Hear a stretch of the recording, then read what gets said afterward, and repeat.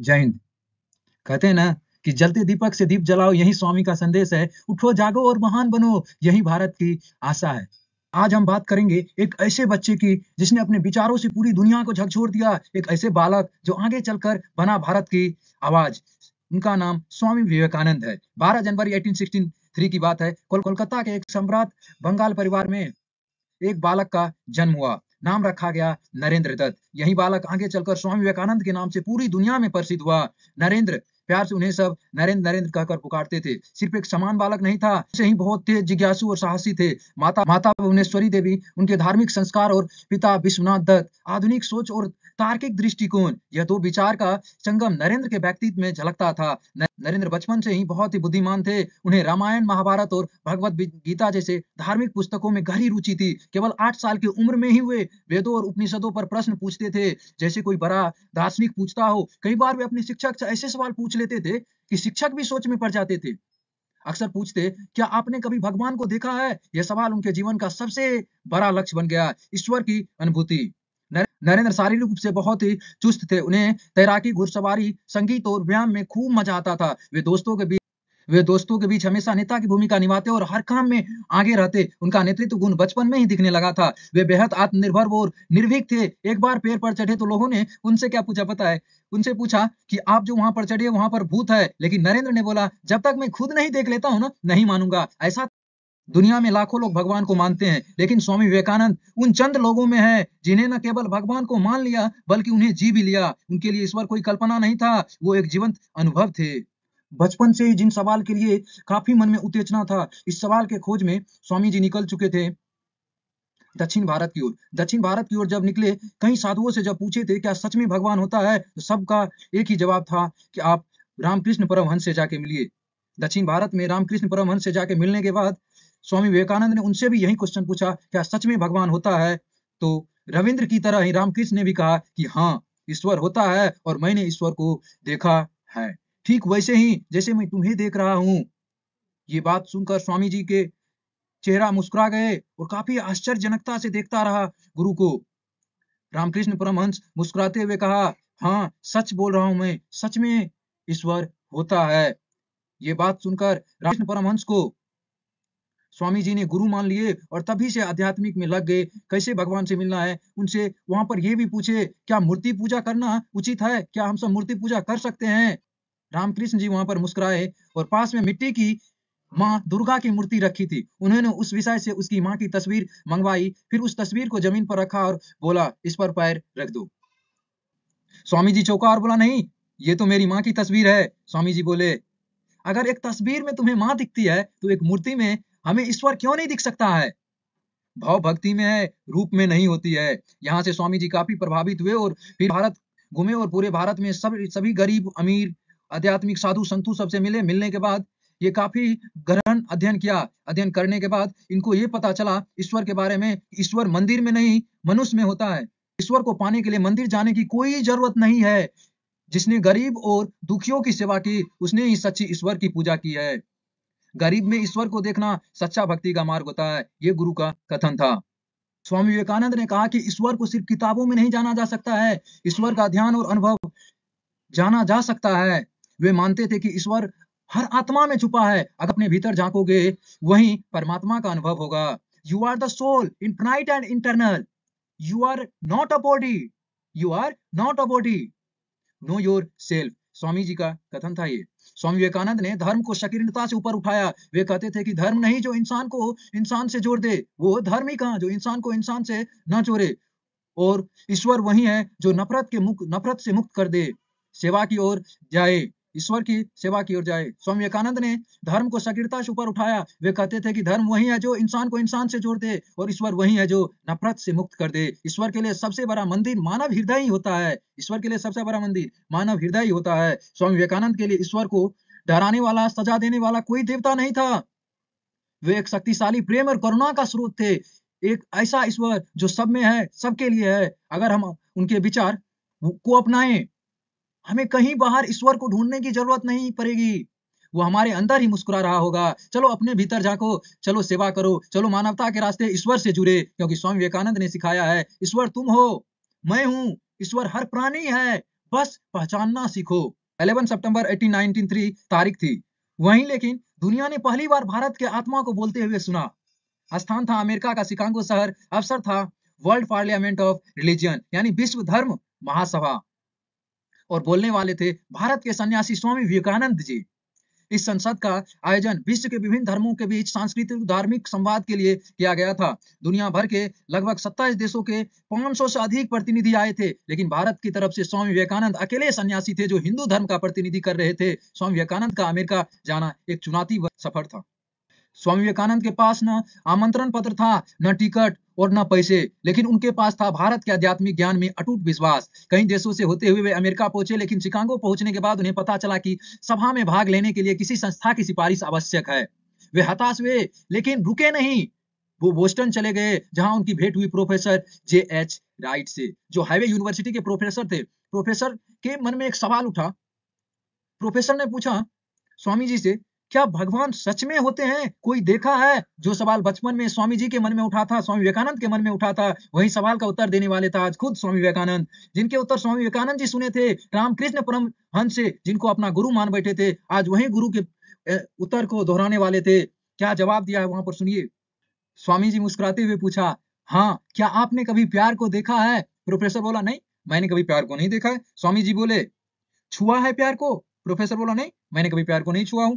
स्वामी जी फिर से, आप जानते हैं कि प्यार है? प्रोफेसर, हाँ, क्यों नहीं, महसूस होता है प्यार है। स्वामी जी बोले, बस ठीक वैसे ही ईश्वर भी है। वह दिखता नहीं, लेकिन जो महसूस करता है उसे संदेह नहीं रहता।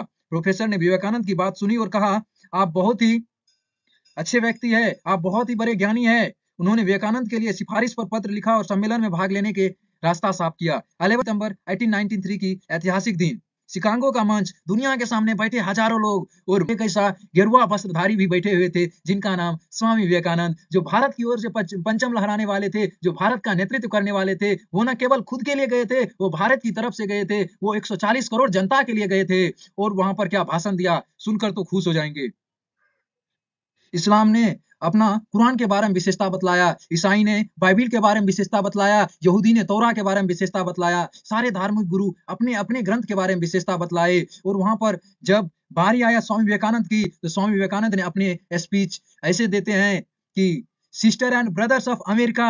ये बात जैसे सुना, पूरी अमेरिका में जितने सारे बैठे हुए मंच पे व्यक्ति थे, सब सडनली से तालियां गड़गड़ाने लगे और काफी खुशी हो गई, क्योंकि इस टाइप के भाषण स्टार्टिंग करने वाले सिर्फ एक व्यक्ति थे। सब जाके अपने धर्म का बड़ाई किया, सब जाके अपने धर्म का बड़ाई किया, लेकिन मानवता को सबसे पहले पुकारने वाले सिर्फ एक स्वामी विवेकानंद ही थे।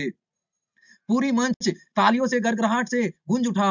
5 मिनट तक सब खड़े होकर तालियां बजाते रहे। किसी ने नहीं सोचा था कि कोई भारतीय सन्यासी इतना गहरा प्रभाव छोड़ के जाएगा, ऐसी भाषण देके जाएगा। और भाषण में क्या के सुनिए, उनका कथन था, मैं उस धर्म का प्रतिनिधित्व करता हूं जिसने दुनिया को सहिष्णुता और सार्वभौमिक स्वीकारता सिखाई है। हमें गर्व है, हमने हर धर्म के सत्यान्वेषी की धारणा दी है। सांप्रदायिकता, धर्मदत्ता और हिंसा ने दुनिया को रक्त से भर दिया है। अब समय है कि हम सच्चे धार्मिक एकता की ओर बढ़े। इस एक भाषण ने भारत को पूरी दुनिया का मंजरों में एक शान और शांति के भूमि के रूप में स्थापित कर दिया। जिस देश को गरीब, पिछड़ा और विश्वासी कहा जाता था, उस देश का सन्यासी आज अमेरिका में सबसे बड़ा नायक बन गया। लोगों उनके पास आते, उनके चरण छूते, उन्हें सुनते और कहते, हमें असली हिंदू धर्म अब समझ आया। वहां पर एक व्यक्ति खड़े हुए और स्वामी जी से ये भी पूछे थे मिलते मिलते कि स्वामी जी, आपको ये तनिक भी चिंता नहीं हुआ कि सबसे जिस ग्रंथ के बारे में आप इतनी बड़ी बात बताई, इतनी मानवता के बात बताई, उस ग्रंथ को सबसे नीचे रखा गया था और सबसे गिरी हुई नजरों से देखा जाता था? तो स्वामी जी ने क्या उत्तर दिया हंसते हुए, देखो अभी भी घबराया नहीं। क्या मानवता थी स्वामी जी का। स्वामी जी का एक ही आंसर था कि भले ही गीता सबसे नीचे रखी हो, आपको ये पता होनी चाहिए कि महान व्यक्ति तो वो होते हैं ना जो अपने ऊपर बड़े बड़े चीजों को भी रख लेते हैं, बड़े बड़े चीजों को भी अपने ऊपर रख लेते हैं। तो वो क्या दूसरे धर्म का कोई भी ग्रंथ हो, चाहे कोई भी ग्रंथ हो, यहाँ पर किसी ग्रंथ का नाम नहीं लिया स्वामी जी, जो भी उनके ऊपर रखा हो, तो बड़ा ग्रंथ तो वही कहलाता है जो अपने ऊपर बड़े बड़े बोझ को भी टाल लेता। बड़ा हमारे भले ही गीता सबसे नीचे थे, लेकिन वहां भी स्वामी जी ने अपने तर्क, अपने ज्ञान से गीता को ऊपर दिखाए कि भले ये नीचा है, लेकिन ये संकेत देता है कि सबसे ऊपर है हम। क्योंकि सब अगले 3 सालों तक स्वामी विवेकानंद ने अमेरिका और यूरोप में कई भाषण दिए। उन्होंने वेदांत और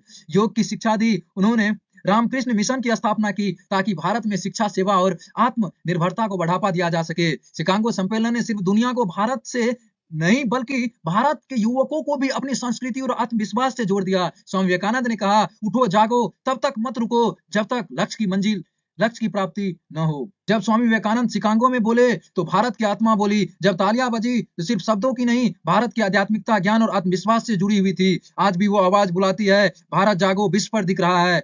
व्यक्ति खड़ा होता है और स्वामी जी से ये भी पूछ लेता है, क्या ईश्वर हर जगह होता है? होता है तो कैसे? तो सुनिए स्वामी जी का क्या उत्तर था। बहुत ही प्रभावित उत्तर था स्वामी जी का। स्वामी जी ने उत्तर दिया कि सूरज की रोशनी सब तरफ होती है, सूरज की रोशनी सब तरफ होती है, लेकिन अगर आंख बंद हो तो रोशनी भी नहीं दिखती।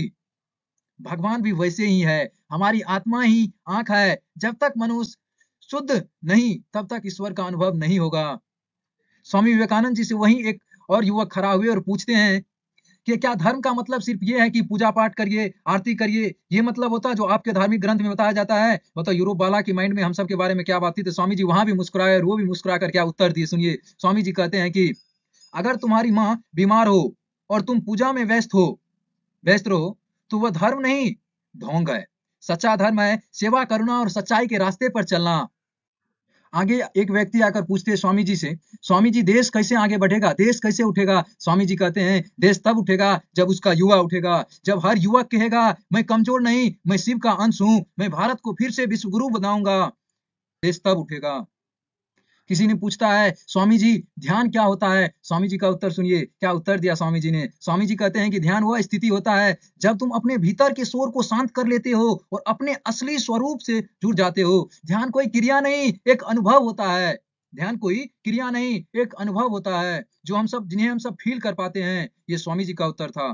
किसी व्यक्ति ने पूछते हैं कि स्वामी जी सबसे बड़ा धर्म क्या होता है? तो स्वामी जी कहते हैं, सबसे बड़ा धर्म तो वो है ना जो भूखे को रोटी दे, जो दुखी को दिलासा दे और जो अनपढ़ को शिक्षा दे।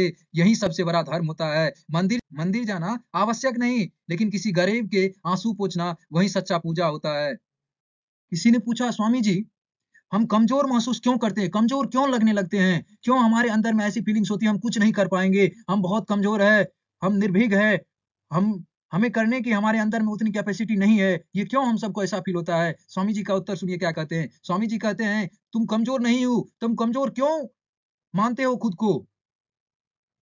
इसलिए ना कि क्योंकि तुम भूल जाते हो कि तुम्हारे अंदर ईश्वर का अंश है। तुम खुद को जानो, अहम ब्रह्मास्मि, मैं ब्रह्म हूं, मैं शक्तिशाली हूं। जान लो ये बात को। वह कभी नहीं डरता जो ब्रह्मा को मानता है, जो खुद के अंदर में भगवान को, ईश्वर को मानता है, वो कभी किसी से नहीं डरता है। अंततः तारीख था 4 जुलाई 1902 की, स्थान बेलूर मठ कोलकाता में। उस दिन स्वामी विवेकानंद ने सुबह ध्यान किया, दोपहर में शिष्यों को वेदांत और गीता पर उपदेश दिए और फिर शाम को उन्होंने अपने कमरे में ध्यान लगाया। ध्यान की अवस्था में ही उन्होंने महासमाधि ली। उनकी आयु मात्र 39 वर्ष थी। उन्होंने स्वयं पहले ही यह कह दिया था कि मैं 40 वर्ष से अधिक नहीं जाऊंगा, उससे पहले मैं मर जाऊंगा, और वही हुआ। स्वामी जी कहते हैं कि जो नींद में खोए हैं उन्हें जगा दो, जो थक गए हैं उन्हें सहारा दो, जो हार चुके हैं उन्हें स्वामी जी की आवाज दो। उठो जागो, तब तक मत रुको जब तक लक्ष्य न मिल जाए, जब तक लक्ष्य न मिल जाए। स्वामी था जो विवेक बना, जो खुद जला और जो रोशनी बना। वो गया नहीं, बस चुप है कहीं, हर दिल में अब भी जिंदा है वहीं। जय हिंद। मिलते हैं अगले वीडियो में।